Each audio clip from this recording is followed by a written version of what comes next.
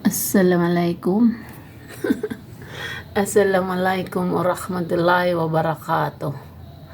Hello mga kasulo.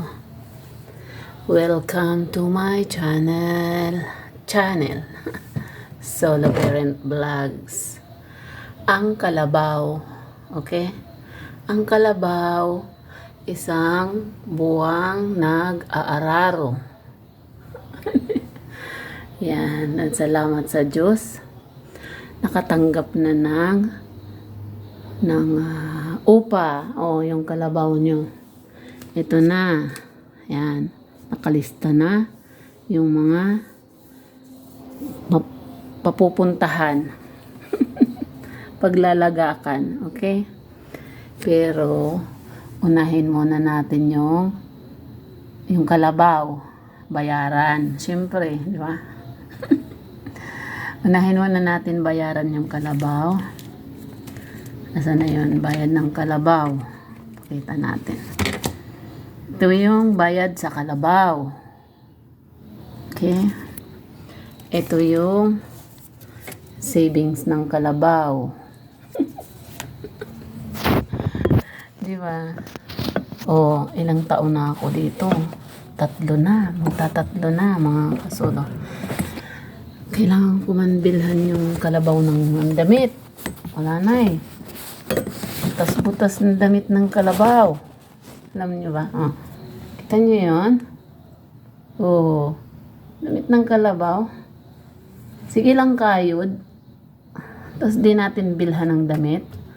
Oh, bibilhan ko din yung kalabaw ng damit. Ito. 1, 2, 3, 4, 5. Okay? 5,000 para sa kalabaw. Pagkatatawa dyan. Makinig ka lang para meron kang ideya paano mo bayaran yung kalabaw mo taga-araro. O, di ba? Ito yung ito yung mukha ng prinsipe dito. Yan. Kita niyo na ang mukha ng prinsipe. Ito yung para sa kalabaw. Kwentahin na natin mga kasolo. O, ayan. Kung saan mapupunta yan. Ito yung para sa kalabaw. Para sa kalabaw talaga. Upa sa kalabaw na taga-araro. Para sa kalabaw. Nakasulat yan ha. Para sa kalabaw. Ito naman. O, kano yan? Yan, yung savings ng kalabaw. Okay? O, kaya dapat may paglalagyan. Tapos, ito yung tira-tira ng kinita sa pag-aararo. Okay? 1 buwan pag-aararo, mga kasulo. Ito yung sobra na kinita ng kalabaw. Sobrang ka-aararo. Ayan, napilay na. Aray ko. Pilay na mga kasulo. Kawawa naman yung paa ng kalabaw. Kaya, salamat sa Diyos. Ayan. Salamat sa Diyos. Nakatanggap ng hadiah yung kalabaw. Hadiah plus upa. Upa. Alam mo yan, trabaho ng kalabaw dito. Taga-kudkud ng unidoro, taga-punas ng puwet. Kapupunas mo pa lang, may lumalabas.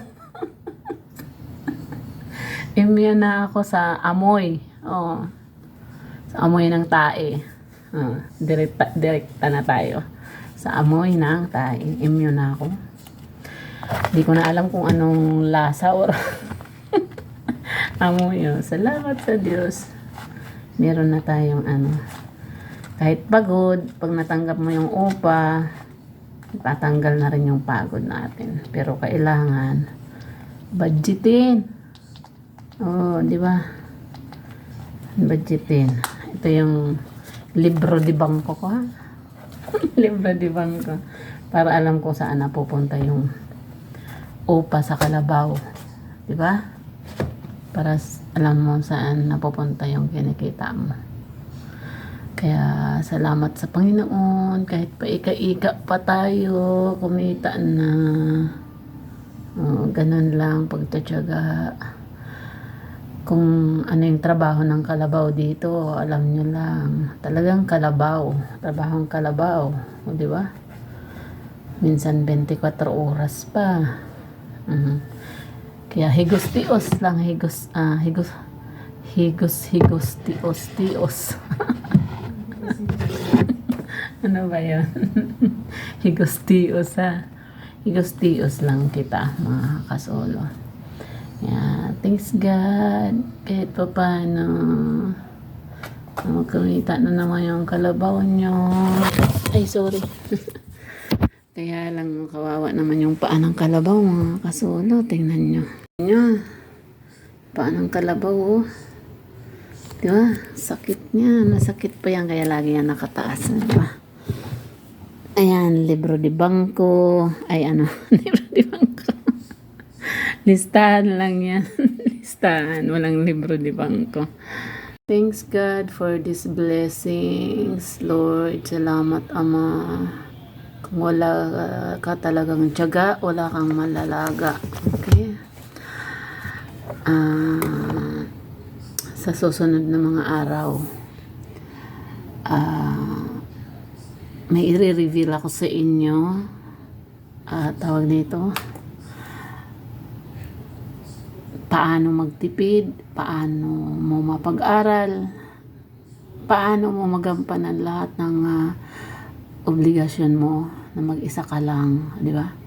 Wala kang sariling bahay, wala kang katulong sa paghanap buhay, tapos 4 pa yung anak mo, di ba? But thanks God, nakatapos na sila lahat. Salamat sa Diyos na ibigay ko lahat ng mga kailangan nila, na mold ko na yung na mold ko sila na para maging matibay, para sa kinabukasan nila. Salamat sa gabay ng Panginoon.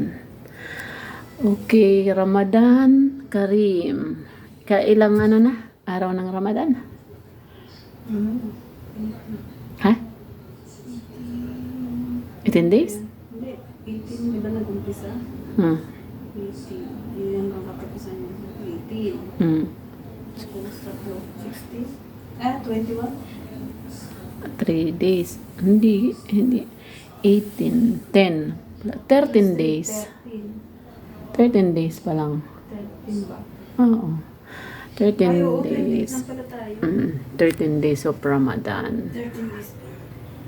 Salamat sa hadiah. May pagbili na kami ng bra. Yala, take care everyone. Dito kami sa Middle East. May mga anunsyo about dun sa mga gera-gera, pero ang Middle East, especially Saudi Arabia, ay laging alerto yan, mga kasolo. Last day daw may narinig din akong parang fireworks ng 3 a.m. Hindi ko lang pinansin kasi malayo naman kami doon. Sabi yung Aramco oil depot, tinatarget ng Iran. Matagal na yan. Pero laging alerto ang Saudiya. Sa ere pa lang, pinasasabog na nila yung missile na yon, mga ballistic missile. Sa ere pa lang, basag na yan. Tapos meron daw na parang binalik kung saan ang galing yung missile na yon. O, di ba? Ganun ka-alerto ang Saudiya. Kaya, take care everyone. Wag kayong mag-alala sa amin dito. We're okay. Salamat sa Diyos.